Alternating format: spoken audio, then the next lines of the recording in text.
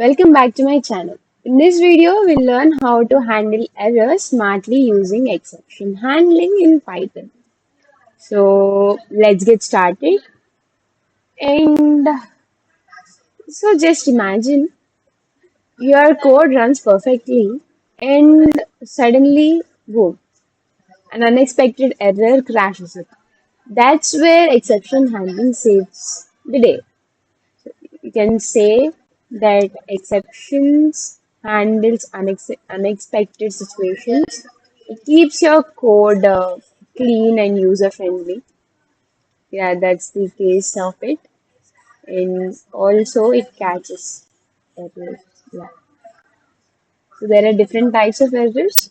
Errors are occur during runtime. So the types of errors commonly are like syntax error, type error, and value error. Syntax error is that if there is a mistake in the typo, which is syntax. As you all know, Python has its own syntax. If there is a mistake in the syntax, it causes syntax error. And if there is a mistake or if there is any kind of error during entering or accessing any values, which is actually should be of one data type, but it is of another data type, then you will get value error. And type error is also such kind, but it is applied when there is invalid type used in specific program or code. So yeah, we are going to understand what exception handling in Python going to be, just the basics. So it effectively manages the errors in Python programs. Yeah, as I said before, this is the same. Common exceptions in Python are value error, type error, zero division error, index error, and such. So that's about common exceptions. And yeah, when Python raises an exception, it has to be handled. And to handle such any kind of exceptions, the keywords that we use are try, except, else, finally, and such. So these are the keywords. Try is the keyword which we use where we want to choose our code which might raise an error, and except with exception name is the keyword which catches the error and executes if there is an exception occurred. And else, if there is no exception occurred, then else block of code will be executed. And when we come to finally, if there is an error or if there is no error, it will print the finally block as usual. I mean, it runs the finally block as usual. If there is any print function, of course, it will be printed. Let's just see an example.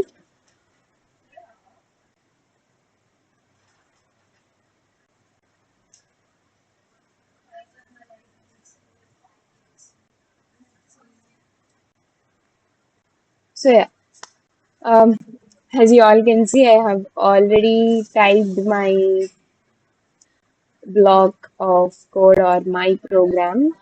So the try, except, else, and finally, here in this code, we are going to just perform a simple division.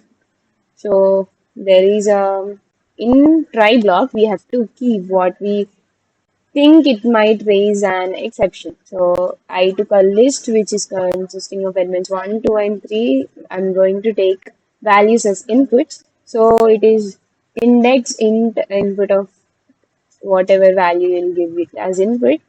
So value will be the list of index. Which index you will enter, the element will be accessed into the value and it will be assigned to the value. In divisor, when you take input of divisor, the result will be value by divisor. So the common errors that might occur in this code will be, of course, index error. And if you give 0 as input for divisor, it will raise zero division error.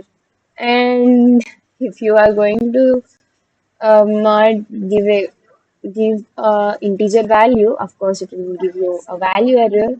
And here, all these three types of errors, if there is no any kind in these three types, then you are going to be returned with else block code, which is result, which performs the operation. And as usual, if there is error or not, the finally block will be executed. So let's see, let's run and see this code. Yeah, first, let's just take test cases one by one. So enter the index to access. As you can see, there are three indices, 0, 1, and 2. Let's try 3 then. See, it got the exception and it printed the except block of index error. So again, let's try the next one, which is, let's just give it 0. Okay, that's not an exception, so it continued the code. And we'll give 0 again, so that we want to check the 0 division error, right? Yeah, it got the code, it got the exceptions file. Yeah, it is given, it is a 0 division error, you cannot be divided by. Let's run it again. This time, let's give 1. And yeah, type error, right? Let's just give TWO, which is not an integer. Let's see. Yeah, that's not an integer, so it given that error again, exception error code again. That's enough for test cases. Let's just continue the code as usual. So 1 and 2. Yeah, as you can see, the result is 1. Index is 1, so it accesses the element 2, and divisor is 2, 2 by 2 is 1, the result is 1, and the end. So as you can see, the end has printed in each case as it was kept in finally block. So that's the example that I wanted to show you guys. Let's get back to the presentation.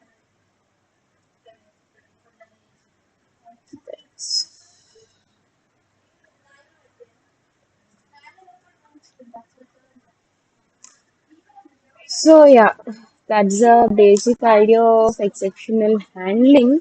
And so there is a pretty good impact of exceptional handling, which is 40% of crashes are prevented. As you know, if you are going to enter 1,000 or 1,024 lines of code, and if there is a small error and the whole code will be crashed, how frustrated you might feel. But using this, you can be mentally free and such. So it improves the user experience for everyone. It increases the stability of software applications, and 95% better debugging process for developers is done through exceptional handling. It reduces the downtime during the application usage. So, you know, many kind of advantages are there using exceptional handling, and it's very better or best way to avoid errors and to avoid crashing of your codes. So thank you guys for listening, and don't forget to like, share, and subscribe.